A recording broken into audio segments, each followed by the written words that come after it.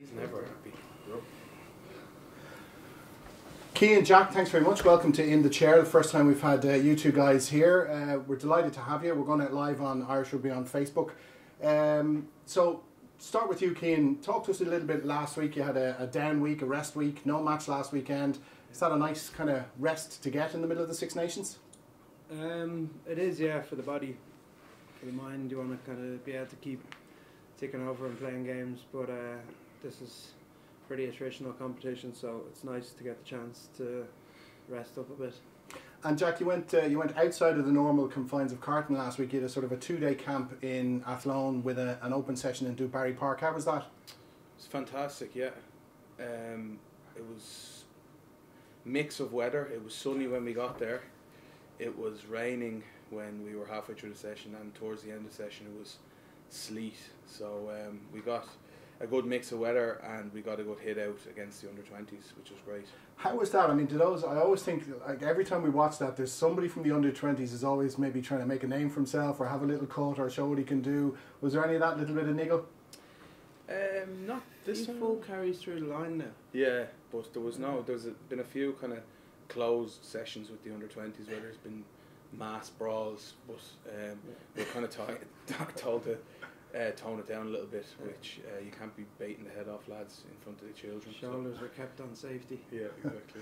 Yeah. And Cian, good memories for both of you, but you played in Dewberry Park in the under-20s. Did you have those kind of sessions against the senior team back then? Very long time ago. I don't think so. I don't think we did. We trained against the Leinster development at one point. I don't think we ever had a senior session. And Jack, you played in Dewberry Park as well. I think we were potentially one of the last teams, or the year after us, to play in Dewberry. Never had it against the seniors. I think Joe maybe just brought it in. Okay, it was great as well. I mean, there was 3,000 fans there. It was fantastic to see the kind of energy and the enthusiasm that they had standing through the hailstones to see you guys. Is that a buzz to have a training session like that? It is, yeah. But we were trying to talk about the session, what the plan of the session was, and you interrupted on the intercom, so we couldn't hear anything. Yeah. So next time maybe just I need to dial it down a bit. Yeah. Okay. Sorry about that. Yeah. So did that ruin all the plans? Was Joe It ruined cross? the session. You ruined the session. Yeah. Okay. But, you ruined my weekend, actually. My voice was ringing in your head. Yeah. And now you're faced with me again Monday morning. Yeah. Well, listen, enough about me. Cian, in your downtime, you're known for you used to do an awful lot of art and different types of things, but recently you've taken up something very new. You're handcrafting knives, is that right? Yeah, I started a long way back in cooking and rabbit holed from that to liking nice knives, to getting a handmade one, then thinking I'd try my own hand at it. So it's a bit of fun and kind of exercise those creative strings a bit, so something I'm enjoying. It's not a prison shank I'm making either, like it's these are kind of like cooking quite knives. Nice, yeah. But you could, If you piss me off. If it came down to it. Don't ask me bad questions here, right? Okay. Yeah, fair. good. And Jack, what about you? Hobbies in your downtime? Well, I recently moved into a house and we bought it, and it turned out to be a lot of work needs to be done to it, so we kind of went into the building side of it. So was kind of doing that for the last 6 or 7 months, so learned a lot from that, and just kind of into that sort of side of things. And I don't know if I'll be doing it again for another while, but yeah, I kind of like that sort of building and working with my hands and doing stuff like that. How important is it to be able to like just completely switch off from the rugby? I mean, you said it, Cian, it's such an intense period. So how important is it to have that kind of just completely away, nothing to do with rugby time? I don't even think you associate it with getting away from rugby. It's just something different to do that completely takes all your attention. And as a knock-on, then you're pretty fresh going into a rugby environment. And you know, we get pretty different off periods where we'd have a random day off during the week, and no one's around. Everyone's in work when you're not. So to have something that's self-fulfilling is pretty good, an outlet to have. Is it? I mean, is it something that you would do when you're finished up your career in that whole art and craft side of things? I don't know. I imagine I'll stay somewhat creative and exercise that, but I don't know if it'll be business wise or just keep enjoying it and see how it goes. Okay. We're back in camp. You came back into camp last night, and we're kind of into the intense period now, the build up for the Welsh game. It's an obvious question, but you two guys, you know, you're both vying for the number one slot with Leinster and with Ireland. At what point does rivalry end and teammate take over? It's early on, I think. The way we work the whole way through the last number of years hasn't really been taking each other out of a shirt.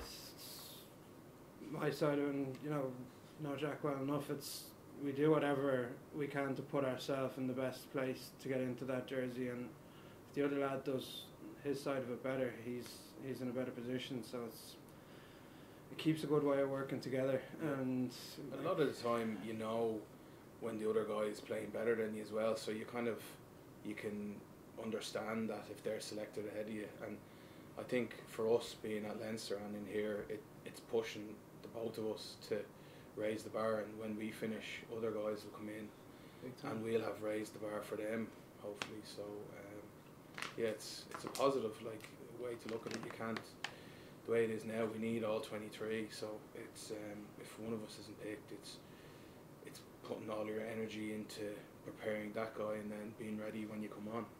So does that mean, are you guys looking over your shoulder at guys in the academy and wondering, are they going to be coming up and putting pressure on you at some point?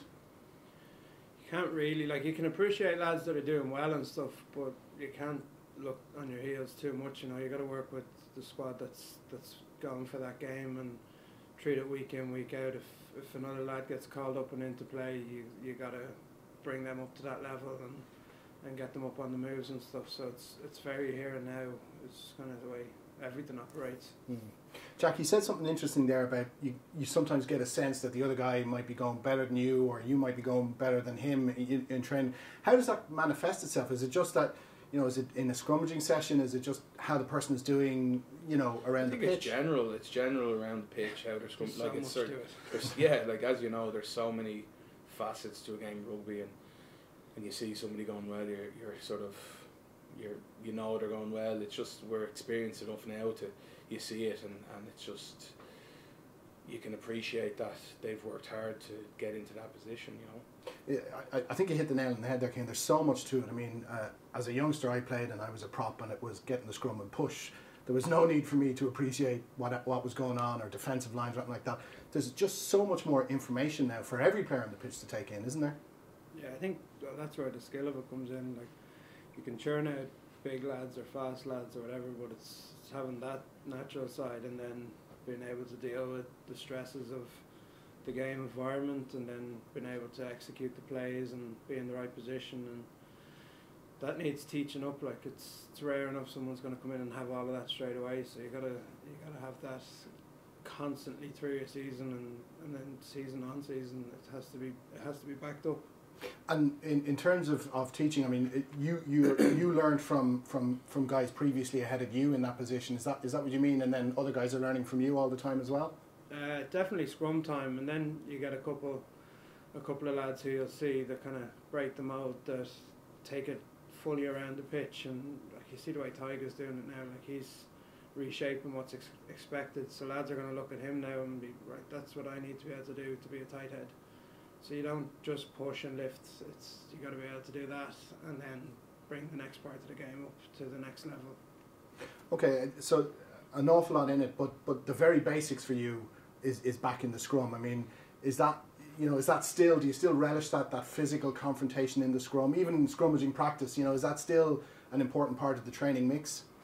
Yeah, absolutely. You're no good to anyone as a prop if you can't scrum. So for us, we do like to play with ball in our hands, and we do like to get involved with all the stuff around pitch, breakdowns and tackles, but our bread and butter is the scrum, so we have to be able to do it. So it's no matter how much it has moved on, that part isn't forgotten. Toughest guy you've ever had to scrummage against, Jack?